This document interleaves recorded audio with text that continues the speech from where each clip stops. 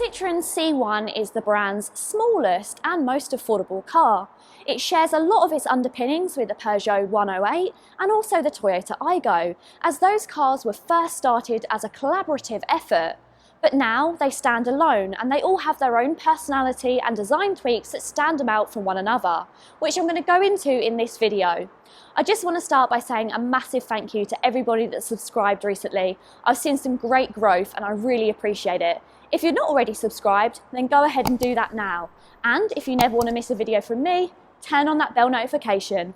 Okay, let's get into it. Citroen are well known for offering bags of personality with their cars, and the little C1 is no different. You can get loads of different colour combinations for this car, and even on the top spec trim you can offer to have a fold back roof, which is really nice for those summer months. The model that I have with me today is the JCC Plus Edition, which is actually a designer collaboration. Buyers are offered the choice of 5 body colours: Lapisian White, Galligan Grey, Carlinite Grey, Calandra Black and Scarlet Red.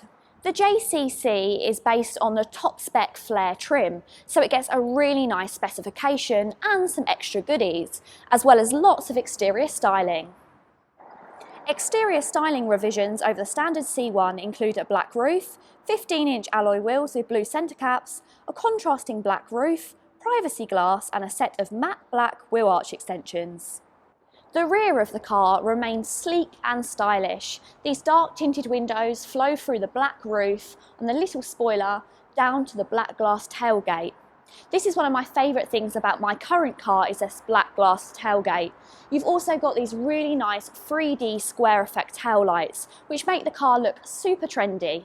Citroen has increased the C1's boot space over the old model, and the new car offers 196 litres of luggage capacity. But that's still not enough to beat the Volkswagen Up at 251 or the Hyundai i10 at 252. If this is your first time looking at a Citroen C1, then you might be wondering where the parcel shelf is. Well, no, I haven't lost it. It's actually attached here to the boot, so as you bring the boot down, the parcel shelf comes down with it as well, which I really like. The only negative to the boot in the Citroen C1, other than the fact that it's quite small, is the fact that it doesn't have a false floor like you get in a Volkswagen. So that means the load lip is really quite low, so lifting heavy items in there can be quite difficult. I personally find living with a 5-door city car a lot better than a 3-door. It's easy for throwing things in the back, and if you've got children, it's a lot easier to load in child seats. The only negative is the C1's doors don't come out all that far, so actually getting into the rear still isn't that simple. From the outside, I actually think the C1 is a great looking car, but maybe I'm a bit biased as it does look very similar to the Up. The headlight design makes it look smart and the gentle flourishes of exterior paint colour add personality. However, inside is where the JCC Plus might split some opinions. So, what do we all think of the interior of the JCC? I don't really know what they were thinking. This part kind of gives me McDonald's vibes with the red and the white, and then the blue seats. At least these seats are comfortable, that's one thing, I'll give it that. But what the JCC loses for kind of the odd interior that's going on, it makes up for in technology. So as standard with the higher spec trims, you do get Apple and Android CarPlay, DAB radio, you've also got voice activation for your smartphone, you've got your steering wheel controls, automatic lights, cruise control, and then also on this JCC model that's over this top spec of the standard C1, you get digital climate dials, which is really nice. It is a little bit faddy, to be honest. They're not that easy to press when you're driving because they're quite low down, but it is nice to have those. So really, I've got all the equipment that I need. And actually, I could probably live with this interior if it means that I get all of that standard. While space in the front matches rivals, space in the rear is a lot more cramped than other competitors like the Hyundai or the Volkswagen Up. You do have a couple of ISOFIX fitments, so it's more than enough for child seats, but anyone bigger than children might struggle. The higher spec versions of the Citroen C1 do come with a reversing camera. Now that is just a camera and no sensors, and as you can see, I hardly ever use cameras. I'd rather have a sensors over a camera any day, but it is quite easy to quickly get used to, and in a car this size, it's better than having nothing. The only slightly annoying thing is that I find is because of where that camera's positioning is, as soon as there's any sort of mud, or at the moment there's quite a lot of salt on the roads, it quickly gets dirty, and then that kind of renders it almost useless in the dark. But actually, at the moment, because I've cleaned the car, it looks really nice and it's nice to have. When I did first jump into the C1, I did find it a little bit difficult getting used to the clutch. I was doing a lot of over-revving in first gear. I felt like I was taking my driving test again, but I soon got really used to this. One other thing to note is that it is quite noisy at idle. This car does have the start-stop function, and when you're stopped in traffic and the car starts back up again, if you don't have your music on, you are going to notice it. To help the car succeed in the city car class, all versions of the Citroen C1 have an economical 1 litre petrol engine that is cheap to run. Buyers are limited to just one engine, and that's an updated version of the brand's 1 litre VTI engine, producing 71 brake horsepower. Now, 71 brake horsepower in a car that only weighs 840 kilograms is actually a reasonable amount. The C1 feels pretty nippy around town, and it's definitely got enough power for what you need on short journeys. In fact, 71 brake horsepower is almost the exact power output that I get from my own Volkswagen Up. Of course, my Volkswagen Up is slightly older, so this does feel a little nippier than my own car. It's also good to know that Volkswagen no longer do their 75 brake or their 90 brake. They only have a 60 brake horsepower engine and 110 if you want to go for the Up GTI.